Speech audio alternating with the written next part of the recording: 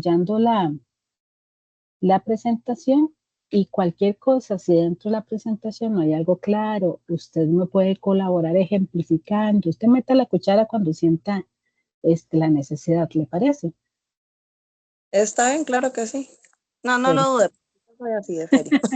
Listo. Voy a compartir. Me indica si ve vamos a ver, la presentación. Me indica si la ve en formato completo, en tipo Sí, ya sé. presentación. Sí, perfecto. Entonces, hoy estamos con la tutoría número 1 y lo que voy a tratar de abordar son, como le indiqué hace un ratito, conceptos, ideas generales, ¿verdad? No voy a trabajar ni las lecturas, ni el libro base de este curso, sino lo que monté fue conceptos generales que les van a ayudar a profundizar y algunos ejemplos como muy, muy cotidianos en el día a día, de, ya sea en el ámbito educativo o propiamente en el ámbito administrativo de la educación. Ujú. Entonces, solo para aquí, como para aclarar, porque a veces uno entra a un curso y no sabe muy bien cómo por dónde va el asunto. Entonces, prácticamente el curso lo que busca es aportarle a ustedes en esta etapa de la formación eh, los principios éticos que sustentan a la administración educativa como tal. Entonces vamos a trabajar lo que son elementos axiológicos. Esto en simple quiere decir como esos valores, ¿verdad? Que están cimentados en toda institución educativa. Vamos a trabajar mucho este elemento de la función pública, ¿verdad? La persona educadora es un funcionario público, ¿verdad? Está sirviendo y está ayudando a que un derecho humano fundamental se materialice, que es la educación. Un elemento muy importante de la licenciatura en su rediseño es que queremos fomentar profesionales en el ámbito educativo, que no sea una persona que solamente cumple con lo que se le dice que hay que hacer, sino que es una persona que desarrolla la capacidad de liderar todo un proceso educativo. El objetivo del curso es que ustedes al finalizar el curso logren comprender los principios de la ética, ¿verdad? Que se encuentran dentro de este ámbito profesional específico que es la administración educativa, desarrollen la capacidad de liderazgo y entiendan cuáles son como esas semillitas, ¿verdad? O que reconstruyan qué es el tipo de liderazgo que se necesita hoy en las instituciones educativas. Y lo que le decía hace un ratito, ¿verdad? Con la generación de elementos axiológicos, esto quiere decir tener la capacidad, el criterio, la noción crítica de poder establecer esos valores dentro de la institución para que esta institución sea mejor.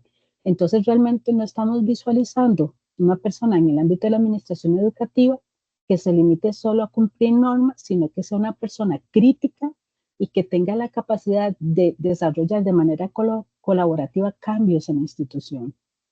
Entonces, eh, para esto, el curso se estructuró en 5 unidades y el día de hoy vamos a trabajar la que es la unidad 1, que tiene que ver con la introducción a la ética, que regularmente la gente lo ve como muy denso, muy cansado, pero trataré en la medida de lo posible que no.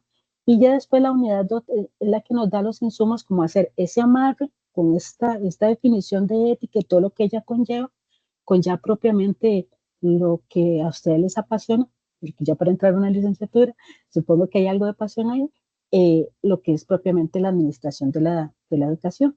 Ya en la segunda tutoría, yo les aportaré insumos, como lo voy a hacer en esta, con respecto a las otras 3 unidades.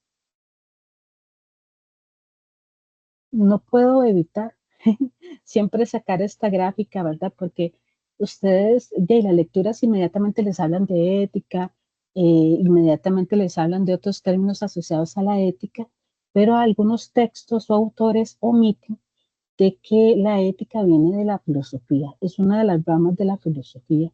Entonces, en términos muy, muy generales, la filosofía como área de conocimiento se divide en 6 áreas. Cuando digo muy general, es como la clasificación más básica y la que nos sirve en este momento. Entonces, las que están en la parte superior, metafísica, ontología y lógica, yo siempre le digo a las personas, estas tienen que ver como con la parte no visible de la realidad. Son, Profe, sí señorita, dime.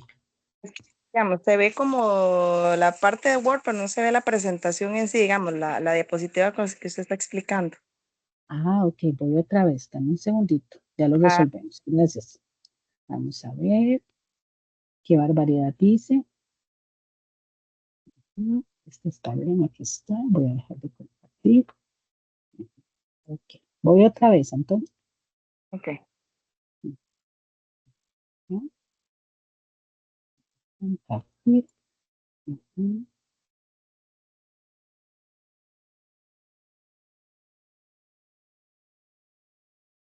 Ahí me indica Ahora sí. si se está moviendo. Sí, sí, sí, ahora sí. Ahora sí, perfecto. Entonces, Antonia, acá sí se ve el cuadrito con los colorcitos y me falta que me encanta. Es que ahora sí se ve ya como presentación, es que antes se veía, pero era como todo el PowerPoint. Ah, ok, listo. Entonces, una forma de visualmente entender, ¿verdad? La filosofía es un área de conocimiento y como toda área de conocimiento tiene ramas.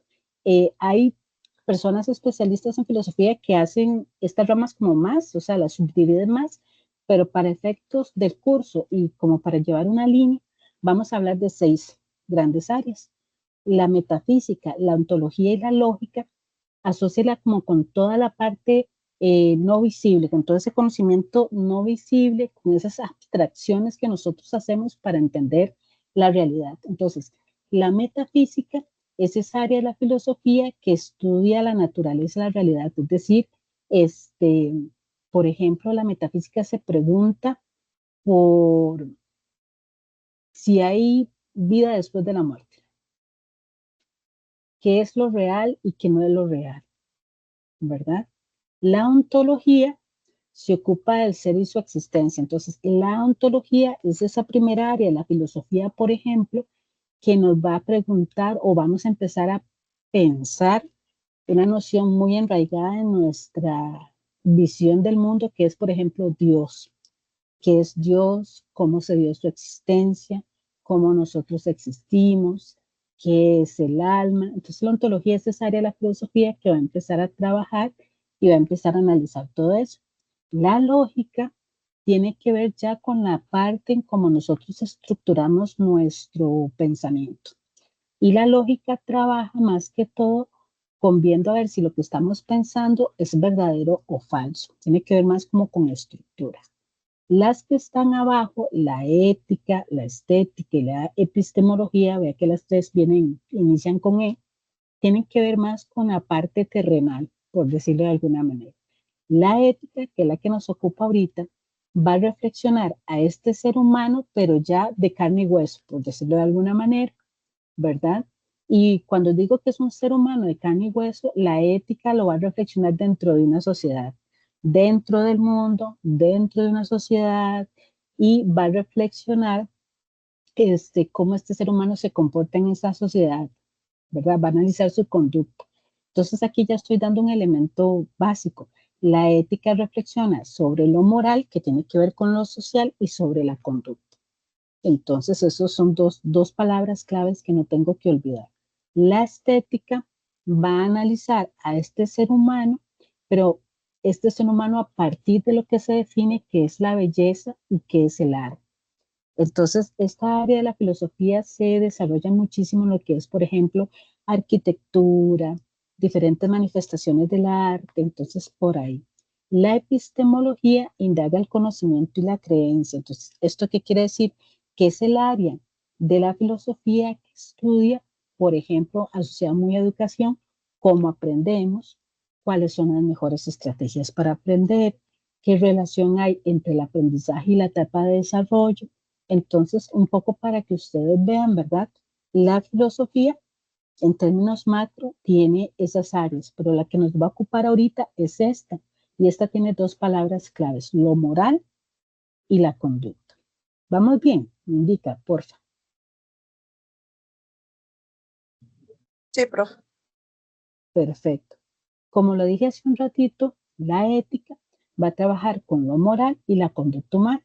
Dentro de la ética, la conducta humana tiene una evolución, ¿verdad? Entonces, en la filosofía, pensar la ética es analizar las conductas humanas y está en plural por eso, ¿verdad? Nosotros desarrollamos diferentes conductas dependiendo del contexto en el cual nos encontramos. Las conductas responden, o sea, nosotros funcionamos, nuestras conductas funcionan a partir de una dimensión psicológica, una dimensión sociológica y una dimensión antropológica. En simple, ¿qué quiere decir? Que nuestra conducta tiene que ver con el consciente y con el inconsciente. Cuando digo sociológica, tiene que ver o tenemos que analizar esa conducta dentro de un contexto social. Y cuando decimos antropológica, es que nuestra conducta es producto de una evolución a lo largo de la historia. Mentira que el ser humano se comporta igual desde el minuto 1 hasta en el 2025, no, hemos ido como cambiando. Entonces la ética va a entender la conducta a partir de la interacción de la dimensión psicológica, sociológica y antropológica. Se espera que entre más evolucionado sea el ser humano, sus actos respondan a la reflexión y que implica otros factores. Pero un elemento muy importante para la ética es que las acciones de este ser humano para ser objeto de análisis de la ética tienen que ser reflexivas, es decir, esas conductas instintivas no son objeto de análisis de la ética, es de otra área del conocimiento, pero no de la ética. Y es importante que el ser humano analice justamente los factores de consecuencias de sus acciones. Continúo. Otro elemento importante, perdón que como te dije vengo saliendo de una gripe, es el concepto de persona. ¿Qué entendemos por persona dentro del ámbito de la filosofía? Número uno, un poco lo que señala aquí la gráfica, es un ser libre, que tiene un comportamiento que está dentro de un ámbito de libertad y que en esa libertad él puede elegir sus objetivos. El otro elemento importante, lo leo como en el sentido de la manecilla del reloj, es un ser consciente. Y por consciente se entiende esa capacidad de autorreconocer, es decir, yo ando por el mundo y yo sé que yo soy Mario, y Antonia anda por el mundo y Antonia sabe que ella es Antonia. Y a partir de ese andar en el mundo y reconocernos a nosotras mismas, nos autovaloramos. Eso es un elemento importante dentro de la comprensión de persona en el ámbito de la filosofía. Otro elemento importante es que unifica sus actuaciones en torno a un centro de atribución. Cuando yo digo ando por el mundo, regularmente mis conductas van a estar orientadas por un fin superior. Es decir, algunos filósofos y filósofas decían, uy, la finalidad de la vida es la felicidad. Entonces, ¿esto qué quiere decir? Que todas mis actuaciones van a ir en búsqueda de ese fin. Otros filósofos en otra época de la historia decían, no, la finalidad o el fin último de la vida es el placer. Entonces, todas mis actuaciones van a ir dirigidas y en consonancia con ese fin. Entonces, esos son elementos importantes. Otro elemento indispensable es entender que este ser humano es individual y autónomo, que tiene derechos y que tiene obligaciones. Es otro elemento que hay que sumar.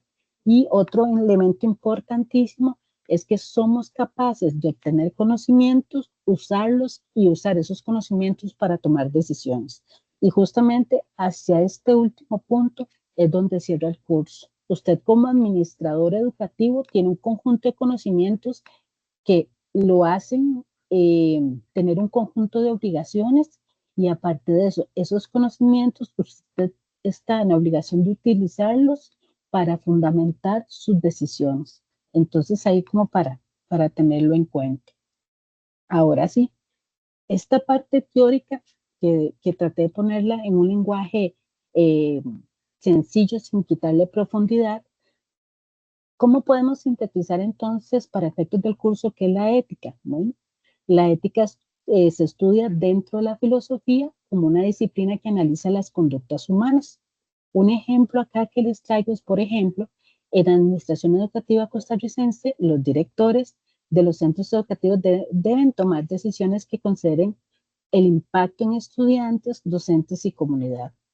Por ejemplo, ¿verdad? Implementar un nuevo reglamento disciplinario, Se espera que el administrador reflexione sobre las consecuencias sociales, pedagógicas, promover una cultura de respeto y de responsabilidad.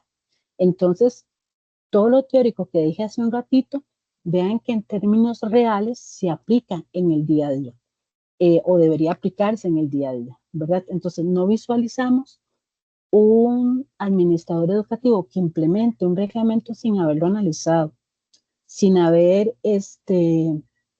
medido las consecuencias que puede traer a la institución.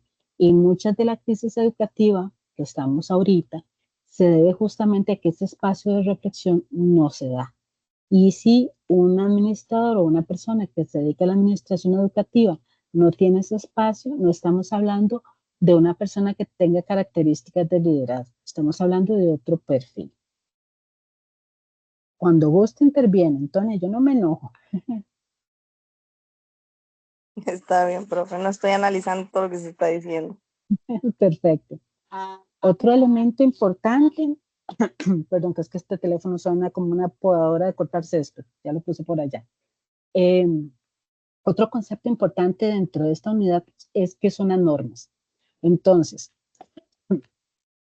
podemos entenderlas en simple como las pautas para regular la conducta humana.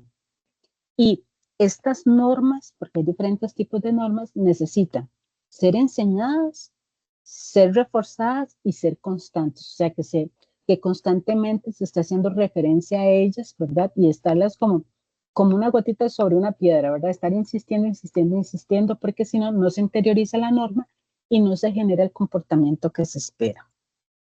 Otro elemento importante o otro concepto que lo van a ver ahí como a lo largo de las lecturas. Les traigo otro ejemplo. Hasta acá, vuelvo a insistir, la ética es una rama de la filosofía que reflexiona el entorno social y el comportamiento humano. Un ejemplo de esto, por ejemplo, los comités éticos de las instituciones educativas primero deberían existir y número dos, deberían analizar situaciones relacionadas con el acoso escolar desde una perspectiva filosófica y social. Cuando hablamos de la dimensión filosófica, estamos hablando de este proceso, ¿verdad? Entonces, el acoso escolar no se da igual en todas las instituciones educativas, en algunas comunidades, por la naturaleza de las comunidades, es algo muchísimo más crudo, muchísimo más violento, muchísimo más agresivo. Entonces es importante reflexionar sobre ese entorno, ver el comportamiento de los estudiantes dentro y fuera de la institución y a partir de ahí generar acciones. No puedo implementar algo que viene desde el MEP San José, por ejemplo, para implementarlo porque sí. No, hay que, como dice uno, hay que tropicalizarlo, hay que ajustarlo. Y las únicas personas que saben qué ocurre en el entorno de las instituciones educativas son pues la comunidad en donde se encuentra la institución y las personas que están dentro de la institución, por lo menos en el ámbito ideal. Continúo otro poquitito. Decía hace un ratito que las normas son pautas, reiterando. Las normas son pautas que regulan nuestra conducta humana, que requieren enseñanza, refuerzo y constancia. Ejemplo, el reglamento interno de los centros educativos establece normas de convivencia. En la mayoría debería ser así, que se enseñan desde la inducción estudiantil. Entonces yo no puedo pretender, y lo digo porque tengo una chica que está en secundaria, cuando uno va a hacer matrícula, a uno le entregan el reglamento impreso y uno lo tiene que leer y ya cuando uno lo lee, pues uno firma. Ese aspecto formal es importante porque la institución tiene que guardar una evidencia que yo me sé el reglamento, pero no hay un proceso de inducción. O sea, yo no sé por qué las normas fueron construidas de esa manera, no me explican por qué es importante respetarlas, qué valor le va a traer a la institución y a mi persona. Entonces, por eso no hay una interiorización del valor del reglamento interno de las instituciones, no se le presta valor y se le ve solamente como algo para castigar. Y no debería ser así. Existen diversos tipos de normas que conforman este cuerpo normativo, digamos el reglamento. Entonces, en administración educativa, vemos que los reglamentos, tanto internos como externos, se fundamentan en normas legales, en normas morales, en normas pedagógicas, que están dentro del ámbito de la gestión institucional. Entonces vean que ese término rarísimo que viene de la filosofía, estas pautas que vienen a regular mi conducta, vemos cómo se implementan en la parte práctica, ¿verdad? Continúo otro poquitito. Hay una diferencia importante. Realmente las personas tienden a ver estos términos como sinónimos y no lo son.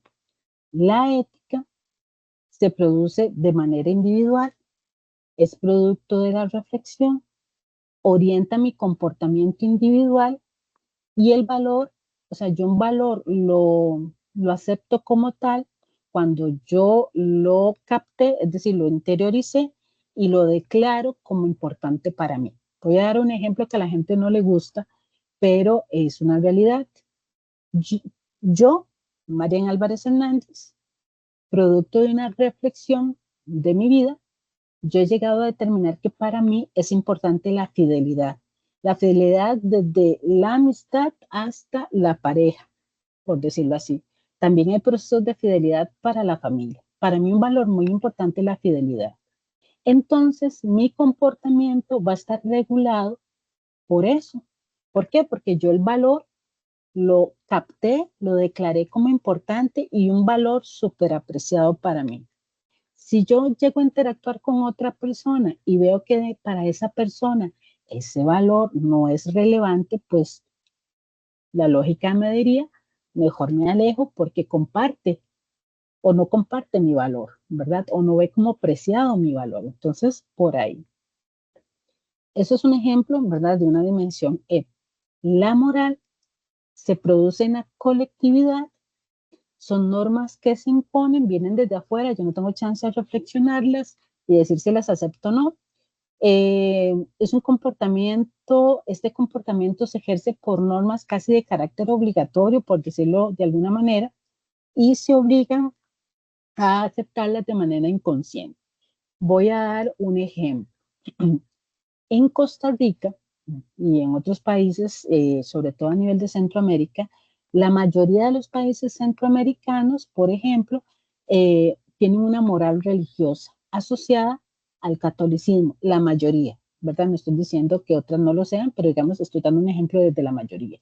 Entonces, la sociedad costarricense va a promover todos los valores que están asociados a esta visión religiosa. Si un niño nace, desde el momento, o niña o un infante viene al mundo, inmediatamente se le somete, sin posibilidad de que responda, a un conjunto de prácticas de carácter religioso, tiene que ajustarse a ciertas conductas, tiene que cumplir ciertos rituales. Si no se cumple con estos rituales, esa familia o ese infante van quedando fuera o no son, bueno, ahora no es tan grave, ¿verdad? Pero sí son como un poco marginados de ciertas dinámicas, por decirlo de alguna manera, para tratar de ejemplificar esta diferencia. Continúo otro poquito de lo que les he preparado. Retomando, entonces, la ética es individual y reflexiva, mientras que la moral es colectiva y normativa. Acá un ejemplo. Una persona docente puede decidir no seguir una práctica común en la institución, como ignorar el bullying, ¿verdad? O el acoso, porque su ética personal le exige intervenir, aunque la moral institucional no lo contemple explícitamente. Entonces, o sea, trabajé en cualquier cantidad de instituciones y esto es una realidad, ¿verdad? Hay instituciones en donde ya han naturalizado el bullying, lo ven como parte de las dinámicas de así. Yo crecí así, nada me pasó y aquí estoy, ¿verdad? Escuché una vez a una persona decir, ¿verdad? Pero el hecho de que yo haya logrado sobrevivir a esas dinámicas, y digo sobrevivir en toda la magnitud y densidad de la palabra, esto no quiere decir que eso esté bien, ¿verdad? Entonces, por ahí. Y de hecho es muy interesante porque antes, por lo menos en mi época, no se hablaba de bullying, no se hablaba de acoso, ¿verdad? Eran prácticas que y todo el mundo se hacía de la vista gorda. Por dicha ahora las nombramos, pero todavía se dan. Entonces, acá genero como un pequeño paréntesis. Si la institución no tiene una política para atender, eso no quiere decir que yo tenga que hacerme la vista gorda. Yo tengo que señalar que se está dando y tengo que generar esos espacios a nivel de la institución para atenderlo. Y hay elementos de sobra del por qué yo lo podría justificar. Continúo otro poquito más. Este texto quisiese que le prestase atención a las palabras que están en rojo. Cuando se habla de la ética como ciencia normativa sobre la rectitud de los actos morales según principios últimos y racionales, se habla de la ética general. Entonces, cuando hablamos de esas acciones como a nivel global, ¿verdad? Por decirlo de alguna manera, eso es la ética general, que se mueve principalmente en el ámbito de la metafísica, de la antropología filosófica y que intenta explicar cuestiones como la libertad, la naturaleza del bien y del mal, la virtud y la felicidad. Cuando ustedes en la lectura lean que hablan del bien, o sea, la naturaleza del bien, desde dónde viene el bien, desde dónde viene el mal, cuando ustedes en la lectura vean de que se va a hablar de libertad, de virtud y de felicidad, estamos hablando de la ética general, de esos conceptos macro, como esas grandes tuberías, digo yo, ¿verdad? Entonces, cada vez que escuche libertad, naturaleza del bien, naturaleza del mal, la virtud, la felicidad, estamos hablando de la ética general que la van a ver en algunas lecturas, sí, pero vamos a ir por un poquito más allá de esta partecita. Si hablamos del bien, del mal, de la virtud, existen problemas que tiene la ética. Los principales problemas que tiene que atender esta noción de ética general, uno es la esencia del acto moral. Cuando hablamos de esencia, ¿de dónde viene ese acto moral? El otro problema que tiene que atender o resolver es la obligatoriedad moral, o sea, qué tan obligado estoy yo a cumplir ciertas normas morales. Y el tercer problema, el valor de la moral. Entonces, repito, la ética general trabaja sobre el acto moral, ¿verdad? ¿De dónde viene? ¿Es obligatorio? ¿Tiene un valor por sí mismo? Esos son los tres problemas. El primer problema se relaciona con las notas o elementos que caracterizan el acto moral, si es un acto consciente o inconsciente. El segundo problema se refiere al fundamento y alcance de la exigencia. Vean lo que dice acá, habrá normas morales que sean obligatorias en todo tiempo y todo lugar. Entonces aquí quédense ahí pensando, digamos, alguna norma que en algún momento era sí o sí obligatoria, que nadie se atrevía a romperla, que era imposible pensarlo. Y hoy en día vemos que ya no genera tanto ruido. Se me caben a la mente, ahora que decía eso, por ejemplo, el matrimonio. Hubo una época en la historia en que eso era algo obligatorio, había que hacerlo sí o sí y era para toda la vida. Hoy en día sabemos que esa norma moral ha ido flexibilizándose, por decirlo de alguna manera. Esas son parte de las cuestiones que se preguntaría la ética, ¿verdad? ¿Por qué se ha flexibilizado esa norma moral, la del matrimonio? Y puedo mencionar otras, pero por el momento voy a quedarme con esta. La tercera, el problema que refiere a la aplicación de un criterio válido para calificar los actos morales como buenos o malos. Si yo hablo del matrimonio a principios del siglo XX, eh, el matrimonio era visto como algo bueno. De hecho, el matrimonio se podía dar entre un hombre mayor y una niña, sin problemas. A mi abuela la casaron no, a la mamá de ella la casaron a los 12 años. Entonces, claro, si yo ubico eso en esa época, el acto era considerado como bueno, pero me lo traigo para el 2025 y la perspectiva cambia. Incluso hoy en día se habla de relaciones impropias, por ejemplo, ¿verdad? Entonces, cuando yo estaba en el cole, yo veía compañeras que yo estaba en séptimo y sus parejas ya trabajaban, eran hombres de 20, 25, 30 años. Y en séptimo, ¿qué edad tiene uno? 13 años. Entonces, un poco para ejemplificarles esas normas. Profe. Espero, sí, adelante, Antonio, espero no haber dicho ninguna barbaridad, es para ejemplificar, ¿verdad? De hecho, no, era para comentarle, de hecho, cuando yo estaba en la escuela, tenía una compañera que estábamos como en quinto, sexto, y ella tenía un novio que era mayor de edad. Uh-huh. Uh-huh. Y las compañeras y nosotras sabíamos todo, los papás la dejaban salir y ellos salían toda la noche y así, y nosotros decíamos, ¿cómo va a andar fulanita un muchacho de esa edad, ya el muchacho trabajaba y de todo, y nosotros decíamos, sabíamos que ella parecía una muchacha porque era muy, muy grande, digámoslo así, Ujú, ujú, pero nosotros decíamos, pero ¿cómo va a andar con ese muchacho a la edad que tiene y que no sé qué? Igual, pensamientos de chiquilla, ¿verdad? Y ujú, este, incluso para algunas personas no lo ven mal a ujú, estas alturas de los años que estamos, pero hay otras personas sí, que pues, como dice usted, no lo ven como algo normal. exacto. Porque justamente ese criterio de validez cambia. Incluso ahora acaba de mencionar algo. Hay en Costa Rica tiene zonas rurales y zonas contrarrurales, digo yo, ¿verdad? Entonces, digamos, a veces en lugares muy alejados, ¿verdad? Muy rurales, estas nociones no son ni siquiera cuestionadas, ¿verdad?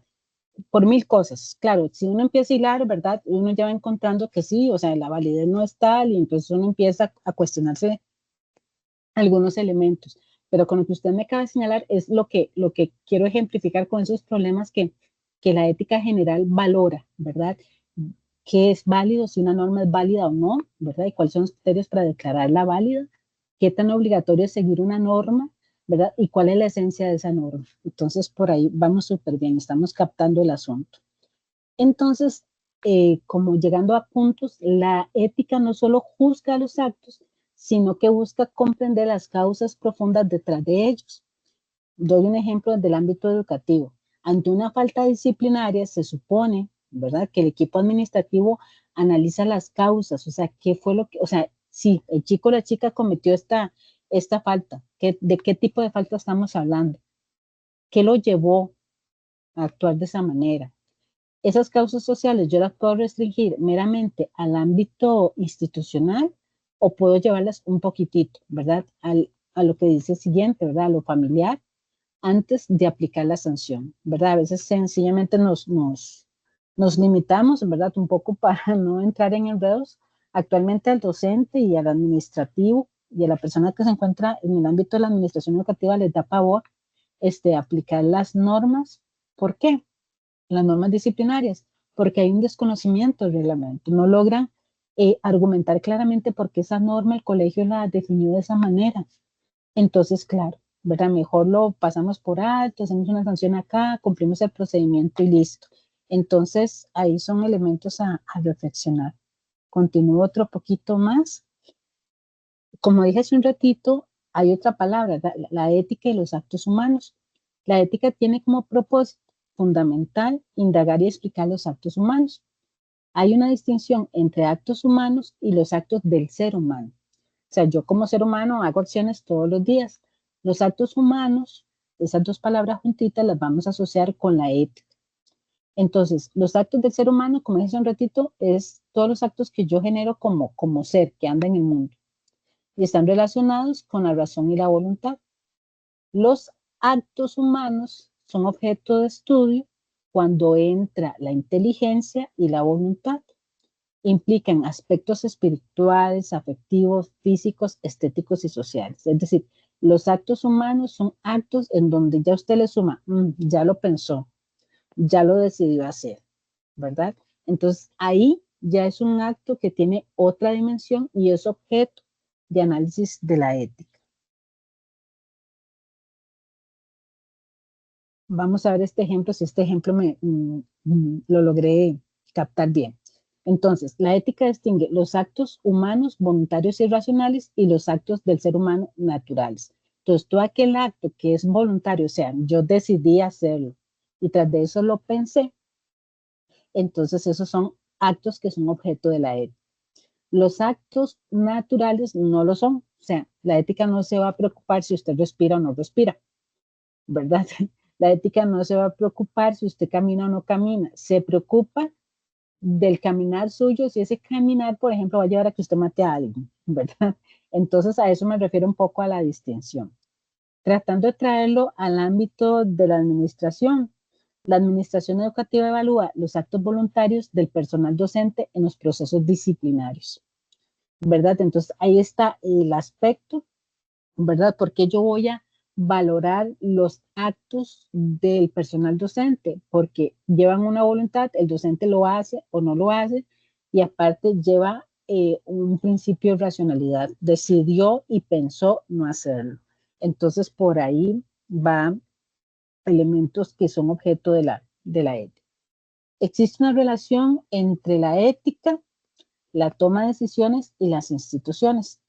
Esta primera línea de acá, retomamos, la ética es un conjunto de normas, valores y principios que guían la acción de las organizaciones educativas y de sus integrantes, y se construye a partir de un marco filosófico que persiguen un objeto social, o sea, buscan un fin social, para lo cual cuentan con recursos y medios necesarios para poder ejecutar esto. Entonces, una institución educativa, toda institución educativa, en la sana teoría, ¿verdad?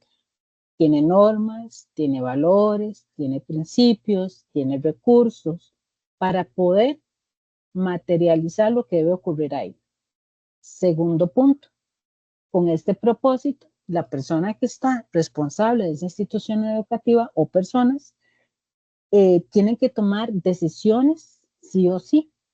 En la medida de lo posible, se espera que sean justas y prudentes para garantizar el crecimiento rentable y sostenible de la institución. ¿Qué quiere decir esto? En español, desde la dimensión ética no se puede pensar que yo recibo una institución y la recibí y la devuelvo tal y como me la dieron. No. Estamos tratando de promover, ¿verdad?, en formar profesionales en el ámbito de la administración educativa que recuerden que sí, efectivamente hay normas, hay valores, hay principios, tiene todo recursos financieros y humanos para poder cambiar esa institución y ojalá entregarla, por eso se habla de garantizar un crecimiento rentable y sostenible, entregarla mejor de lo que lo recibió. Por eso se hace una vinculación entre la ética, la toma de decisiones y las instituciones. ¿Qué otra cosita les puedo ejemplificar ya entrando meramente en el ámbito administrativo?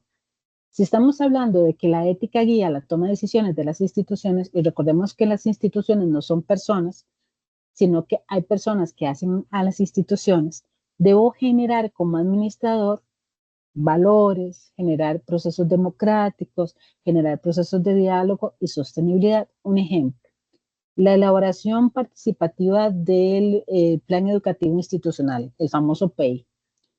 Regularmente, en algunas instituciones, este proceso que se ve solamente como un trámite administrativo que yo tengo que entregar al MEP o subir en la plataforma, regularmente las personas administradoras lo que hacen es cambiarle el número, ¿verdad? Entonces, qué sé yo, el PEI del 2024, ponerle 2025 y seguimos, es el mismo.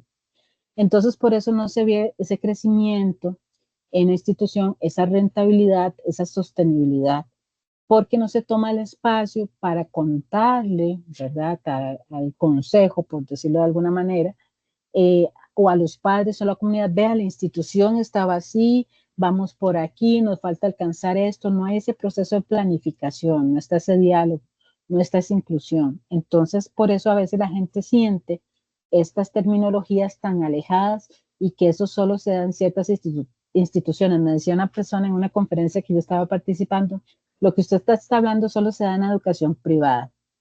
No, yo conozco instituciones educativas con recursos mínimos, con apoyo de la comunidad, que han sacado que las instituciones se encuentran en excelentes condiciones y la calidad de educación que reciben los estudiantes es impresionante.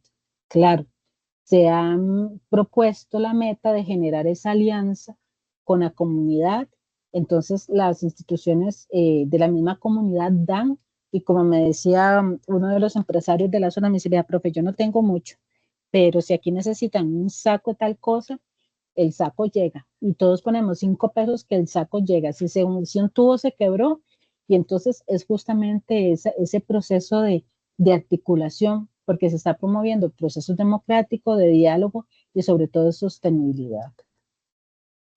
Sigo un poquitito más adelante. El párrafo lo voy a leer y presten atención a lo rojito y a lo que está subrayado. Se puede afirmar que la ética es un tipo de saber práctico que se preocupa por indagar, cuál debe ser el fin de la acción para que la persona pueda decidir qué actitud ha de asumir, cómo ordenar sus metas intermedias para alcanzarlo, cuáles son los valores que lo orientan, qué carácter imprime su actuación con el objetivo de lograr con prudencia tomar decisiones acertadas. Entonces, cómo una persona que se encuentra en el ámbito administrativo, ¿verdad?, puede generar estos procesos. Justamente tiene que pensar hacia dónde quiere llevar la institución. ¿Qué actitud como administrador va a tomar? ¿Cuáles son las metas que considera que se pueden alcanzar en corto, mediano y largo plazo? Esas metas, o que a la hora de alcanzar esas metas, ¿qué valores estoy promoviendo para alcanzar esas metas? Y tengo que ser parte del proceso. No se trata solo de decir que hagan, yo tengo que ser parte del proceso. Otro elemento importante, basar sus decisiones en principios y valores éticos que traduzca su accionar en hechos que se reflejen en lo mejor para la sociedad en que la institución ejerce influencia. Entonces, hay un dicho que mi mamá decía mucho y mi papá también, y yo lo odiaba con todo mi ser. Haga lo que yo digo y no lo que yo hago. Eso es complicadísimo. ¿Por qué? Yo no puedo decir en la institución, respeto, o el respeto es un valor de esta institución, si yo no trato con respeto a las personas que me toca coordinar, ¿verdad? Yo no puedo hablar de equidad o justicia si eso no se promueve dentro de la institución. O sea, yo no le puedo pedir a los profesores que lo promuevan si yo no lo promuevo con ellos. Y así progresivamente. Por un lado, ¿verdad? Este asunto de la ética, ¿verdad? Que se implementa dentro de la institución. El generar estos procesos facilita un proceso de mejora continua en todos los miembros y por consiguiente siempre hay un aprendizaje permanente. Y esto contribuye a cimentar una imagen integrada de la institución. No es necesario tener las últimas instalaciones, la última tecnología para que una institución sea un refugio y un lugar de crecimiento tanto para los docentes como para los estudiantes, ¿verdad? Y la comunidad. Es necesario más otras dinámicas que no median necesariamente por la cuestión de la infraestructura. Siguiendo en esta misma lógica, por un lado, ¿verdad? Lo que dije ahora, el implementar procesos éticos, el generar actitudes, en promover principios y valores, esto genera un proceso de mejora continua que está asociado. Y ahora sí, vamos a tener claridad cuál es la misión, la visión, los valores y el código de ética que esa institución va a promover. A la hora de tener claro esto, se va a saber cuál es la razón de ser de la institución y cuáles son sus perspectivas. Y la institución va a tener como lo que yo llamo como un corazón, ¿verdad? Un corazón que late porque le hemos dado sentido. Señala Chavenato que es uno de los autores más estudiados a nivel de administración en general, pero también agarramos elementos de la administración general para aplicarlos a la administración de la educación. Un código de ética es una declaración formal para orientar a la persona en sus actuaciones. Para que sea conocido debe ser comunicado. Entonces, a la hora de que nosotros establecemos todo eso que ustedes ven en rojito, eso es importante. Primero, que nosotros lo conozcamos. Segundo, comunicárselo a la comunidad en español, en sencillo, ¿verdad? Y a partir de ahí la gente va a entender qué es lo que se quiere y qué es lo que se necesita. Ejemplo, y para ir sintetizando esta parte, la ética práctica, o sea, ya hablándola dentro de la institución, se orienta nuestras acciones hacia el bien común, se fundamenta en la visión y valores y códigos éticos institucionales. Entonces, esta acción va a buscar si el bien común está fundamentado en los procesos que narré hace un ratito y un ejemplo, ¿verdad? Y el código de ética del MEP justamente orienta a los funcionarios hacia el servicio público y el bien común. Entonces, el código del MEP, ¿verdad? Que acá está la, la referencia, ¿verdad? Mucha gente a veces lo desconoce, brinda ciertos parámetros para cómo debe ser ese ejercicio profesional. Esta autora, Adela Cortina, la van a leer. Ella, su trabajo en sus primeros años está más asociado en los primeros años más a la ética empresarial. Ya después ella empieza a migrar sus reflexiones a elementos muchísimo más específicos. Esta cita de Adela Cortina está sintetizada en esta grafiquita que está acá. Entonces, en esta cita, ella, y me voy a ir con el esquema, ella señala o reflexiona sobre los valores humanos. Entonces, ella dice que estos valores, ¿verdad? Son facultades específicamente humanas. O sea, los valores solo nosotros, los seres humanos, los tenemos. Y nosotros los establecemos de manera secuencial y de manera jerárquica. Ella dice que hay valores más que se encuentran en la escala más alto que otros. Responden a necesidades fundamentales, se asocian con rasgos vitales, o sea, un valor está ahí para ser una mejor persona. Eh, a la hora de tener valores me da sentido de logro, ¿verdad? Uy, es como un referente, o sea, yo me tengo que acercar cada vez más a eso, a esa construcción de profesional que se está haciendo. Nos permite conectarnos como una colectividad y en última instancia busca la realización personal, pero una realización personal que se da junto con nosotros. Entonces, digamos que eso me gusta mucho de esa cita de ella. Esto es con respecto a la primera unidad. Antonio, no sé si hay algo con respecto a la primera unidad que quieres que retome o retroceda. No, profe, la verdad es que está muy, muy claro como usted lo ha explicado y ya como relacionándolo con la realidad, Ujú, porque ya yo he tenido la oportunidad, gracias a Dios, de estar como profesor unidocente y estaba en una dirección uno como director. ujú, Entonces, esa parte de la ética de uno ya en sí como profesional que me dice, no, si yo estoy aquí, yo tengo que hacer las cosas mejor que a como estaban y dejar las cosas mejor, ¿verdad? Pues lo motiva a uno a hacer mejor las cosas. Siento que también mucho de la ética y de la moral viene también muy relacionado a la crianza que ha tenido la persona. Y desgraciadamente, no sé si decirlo desgraciadamente o no sé qué palabra poder utilizar, ha cambiado mucho la crianza de hace años a actualmente, ¿verdad? sí, Entonces, vamos a ver dentro de unos años cómo va a estar la ética de estas nuevas generaciones y ya y uno como docente trata siempre de enseñarles a ellos pues lo mejor para que ellos ir tratando como de llevarlos por el mejor camino, ¿verdad? Pero ujú, tratar uno de enseñar eso o de reforzar esos valores cuando en el lugar pues no han estado tan arraigados, ¿verdad? Entonces sí es un exacto, poquito, pero hay que hacerlo. exactamente. Ok, ahora voy a entrar un poquitito a la unidad 2 porque es que ya cuando yo los vuelva a ver, ya ustedes habrán hecho varias evaluaciones. Y la unidad 2 es ya la que hace como el match, ¿verdad? Entre esta unidad que es como muy, muy conceptual, ya con la parte práctica. La unidad 2 del curso y de la orientación se llama Ética y Administración de la Educación y desarrolla estos contenidos, la ética cívica, los derechos humanos y el enfoque de género, la administración de la educación en contextos éticos, la ética en la formación técnica y la ética y la formación humanística. Entonces yo voy a mencionar algunos elementos que yo sé que les van a servir para realizar las evaluaciones. La ética cívica, derechos humanos y enfoque de género tiene que ver con una definición de la ética profesional, tiene que ver con una comprensión de los derechos humanos y es importante una definición de los valores cívicos.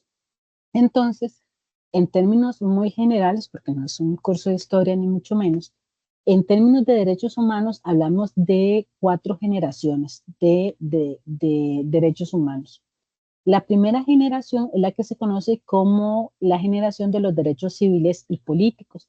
Entonces tiene que ver, incluso vayámonos a esa época de la historia de la Ilustración, de la Revolución Francesa y todo lo demás, esa primera generación de derechos humanos se puso en blanco y negro cuáles eran los derechos civiles y políticos de todo ser humano. Entonces, algunos ejemplos: la libertad de expresión, el derecho al voto, la igualdad ante la ley, solo por dar algunos ejemplos.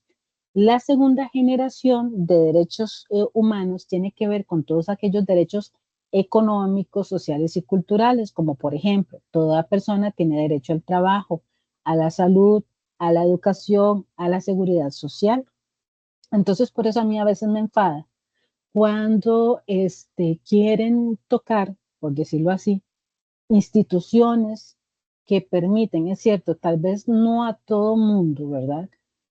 Permiten o agencian el trabajo, la salud, la educación y la seguridad social, ¿verdad? Entonces, yo siempre le digo a la gente, ok, sí, tal vez el Ministerio de Salud no está como todos quisiésemos, ok, piense una sociedad sin el Ministerio de Salud, piense una sociedad sin la caja, ¿verdad? Entonces, en otros países, por ejemplo, perdón por hacer la comparación, en donde no existe la figura de la Caja Costarricense de Seguro Social, hay personas que se mueren en sus casas porque no tienen la capacidad económica de pagar. Entonces, varias gente también puede decir, sí, pero es que me están dando la cita para el 2030, una cosa así. Ok, pero digamos, nosotros todavía tenemos la figura, por ejemplo, los CEBAIS, ¿verdad? Eh, el ejemplo más claro que me queda a mí fue lo de la pandemia, ¿verdad? Mientras nosotros en noticias, y no sé si lo recordará, en los primeros meses de la pandemia veíamos cómo la gente moría en las calles, ¿verdad? A nosotros la caja logró que prácticamente toda la población fuese vacunada en tiempo récord, comparado con otros países con mayor recurso financiero. Entonces, un poco ahí como para, lo digo como en forma de reflexión, ¿verdad? La tercera generación de derechos humanos tiene que ver con lo que se conocen como los derechos colectivos o de solidaridad. Tiene que ver con el derecho a la paz, derecho al derecho a un medio ambiente sano. Tiene que ver como lo que hoy llamamos los objetivos ODS, los de desarrollo sostenible. Los de la cuarta generación tienen que ver con todos los derechos que salen ante el desarrollo actual de la tecnología y el ciberespacio, como el derecho a la privacidad digital, el acceso a Internet, la protección de los datos. Entonces, todas estas generaciones de derechos humanos, yo tengo que tener conocimiento de ellos porque a la hora de llegar a la administración educativa, cada uno de ellos se va a plasmar en diferentes dimensiones. Señalan autoras filósofas españolas, Victoria Camps y Adela Cortina, la interacción de estas cuatro generaciones de derechos humanos, dice la cita lo siguiente: la ética cívica constituye el marco moral obligatorio de la ética profesional. Ética que tiene como contenido los derechos humanos de primera, segunda, tercera, y ellas no lo ponen acá, cuarta generación logrados por la sociedad a lo largo de todo el desarrollo histórico. Entonces, cuando ustedes escuchan la palabra ética cívica, está asociada con todas aquellas prácticas que promuevan asegurar cada uno de estos derechos en español. Eso es lo que se está hablando como ética cívica.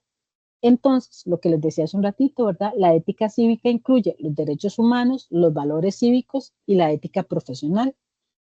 ¿Cómo se ve eso en el ámbito de la administración educativa? Pues la administración educativa debe promover el respeto de los derechos humanos mediante protocolos contra la discriminación, por ejemplo. Es como para dar un ejemplo.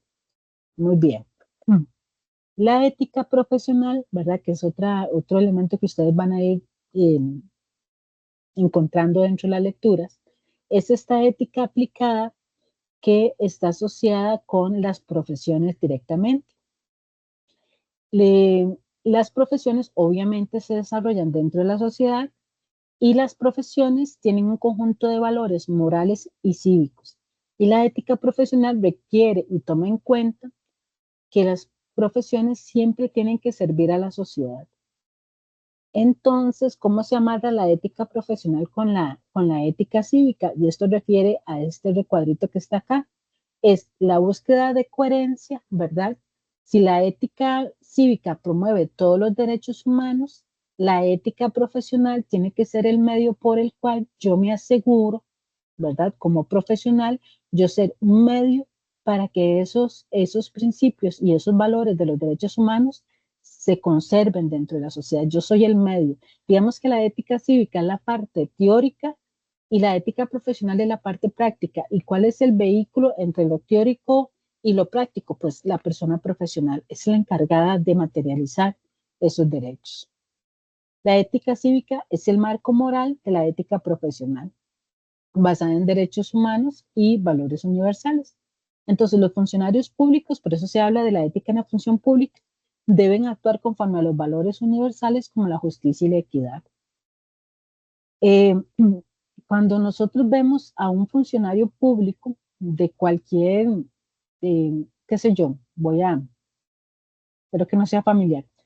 Voy a mencionar, por ejemplo, el caso de don Celso Gamboa. Don Celso Gamboa fue magistrado. Un magistrado es un funcionario público. Fue ministro. Un ministro es un funcionario público.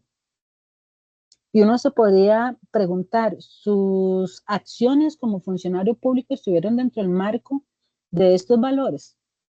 Pues la evidencia muestra, porque no es cualquier evidencia, que no es así, ¿verdad? Entonces ahí es como el mejor ejemplo que puedo entregar así como actual, ¿verdad? Sobre esto. O hace poco, no, tiraron unas noticias, no volví a escuchar sobre eso, de un profesor que fue encontrado con una chica, como que iban entrando o saliendo, no recuerdo muy bien cómo fue la noticia, de un motel, ¿verdad? Entonces, ok, ¿el docente es un funcionario público? Sí. Eh, no estoy diciendo que sea culpable o no, ¿verdad? Pero ante la situación en la cual se encontró, ni siquiera tenía por qué encontrarse en esa situación, diría yo, ¿verdad? Entonces, un poco ahí como para reflexionar. Muy bien. ¿Qué son los derechos humanos? Son las exigencias más radicales, son como esas cosas no negociables que necesitamos para una sociedad mejor, como la libertad, la igualdad, la solidaridad, y se crean sistemas jurídicos para adaptarlos y mantenerlos ahí para que se cumplan.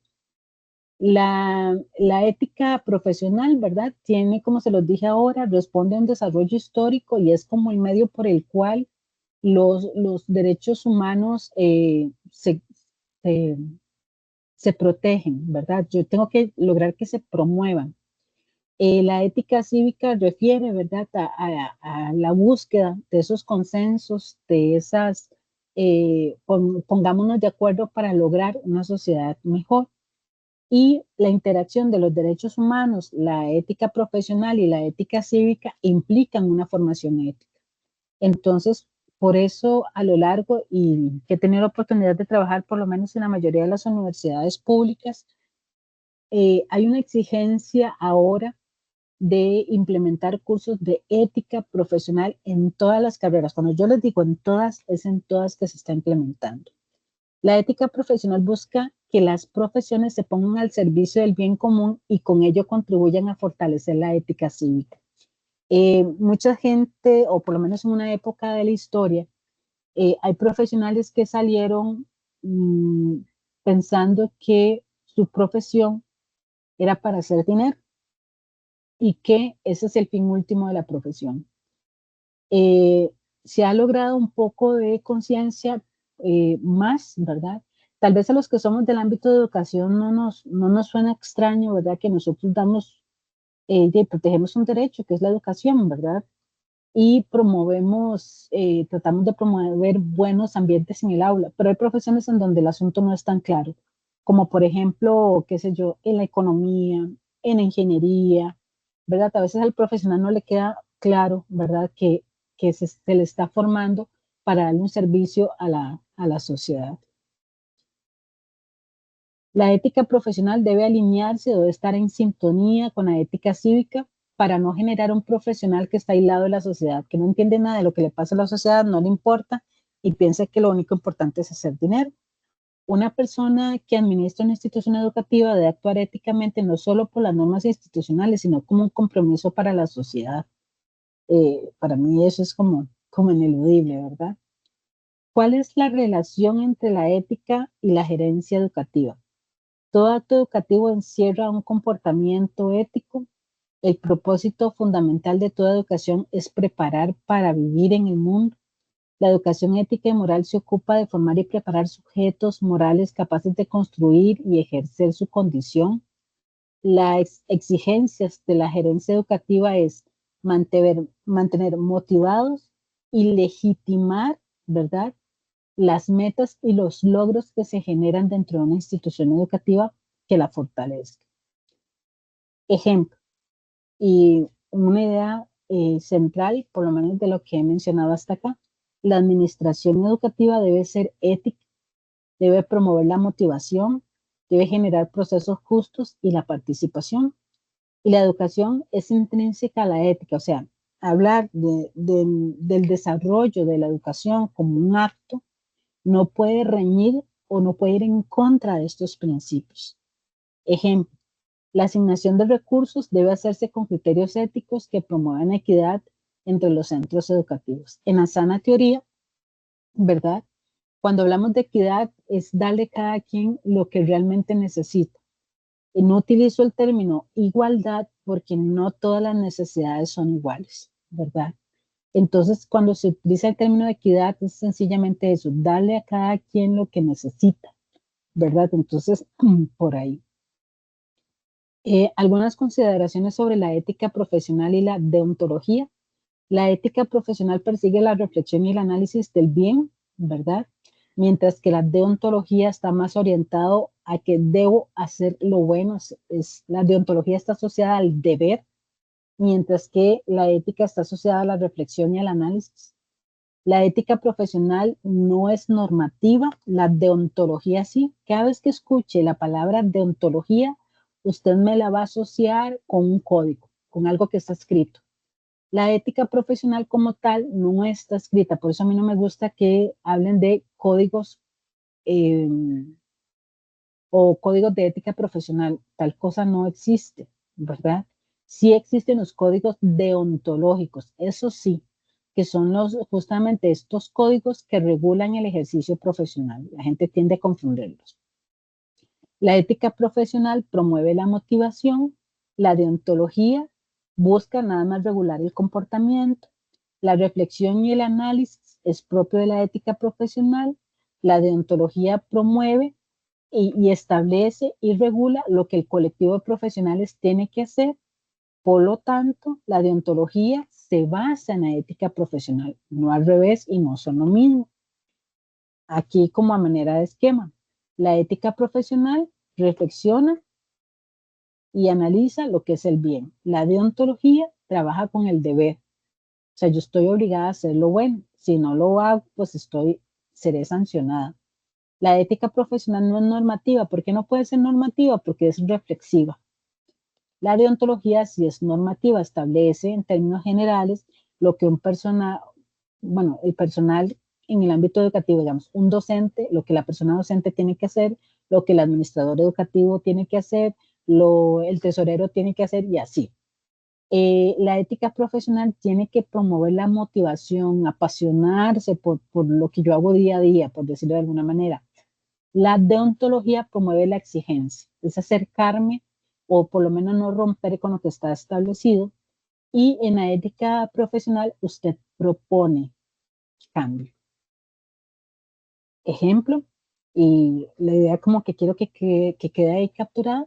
La ética profesional implica reflexión sobre el bien, mientras que la deontología establece deberes normativos. Ejemplo, la persona administradora educativa reflexiona sobre el impacto de sus decisiones más allá del cumplimiento normativo.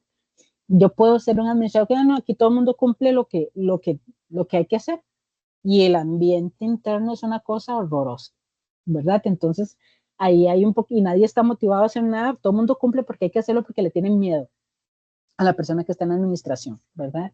Entonces, esos son como los ejemplos. Muchos de los ejemplos se los doy a partir de un poco como la experiencia que he ido acumulando. Y esta es parte de la bibliografía que consulté para montar la segunda parte de este material que preparé con la finalidad de organizar mis ideas dentro de la tutoría y poder este, de compartir con ustedes un ratito. Y me salió bien porque estaba calculado para las, para las 11:30. ¿Qué le pareció, Antonia? ¿Le pude aportar en algo? Sí, claro, profe. De hecho, se me aclararon varias cosillas ahí que ya anteriormente, pues, había visto, digamos, en carrera de educación. Anteriormente, hace muchos años, yo estudié enfermería, también se ve ética, ¿verdad? Y todo eso. Entonces, pero habían cosas que habían quedado así como en el aire, como dice uno, ¿verdad? Ajá. Y usted con los ejemplos y con todo me aclaró varias cositas, más bien yo sí me quedó bastante claro. Ah, ok, perfecto. Entonces, digamos, ese sería como el aporte que yo les daría a nivel de tutoría. Sí, Antonio, si en el transcurso de estos días hay algo, alguna duda, usted me escribe, ya sea por correo o por el foro, y yo le contesto. Nada más que sería como despuesito, como de las 4:30, por ahí, ¿verdad? Yo entro al correo y reviso, o a la plataforma para ver si hay alguna dudita. Y un elemento importante, porque a veces pasa, no se les olvide que las evaluaciones que tienen que subirla primero en Turnitin, ¿verdad? Y después ya suben el archivo final, porque ahí hay una rúbrica, es un elemento ahí que si no lo suben hay que bajar y qué pereza. A mí me da pereza bajar puntos. Entonces ahí para que no lo olviden. ¿Me explica eso, profe? Ahí sí me perdí. Ah, ok, dame un segundito, te voy a mostrar. Dame un segundito para abrir el portal y ponerlo en visión estudiantil. Dame un segundito.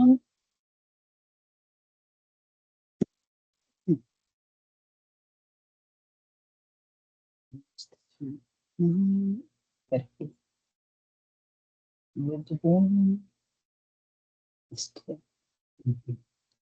Voy a, voy a compartir la plataforma y me indica si, si lo hago bien. Porque,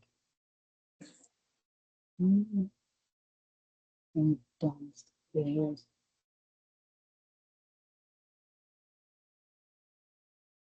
sí lo estoy compartiendo.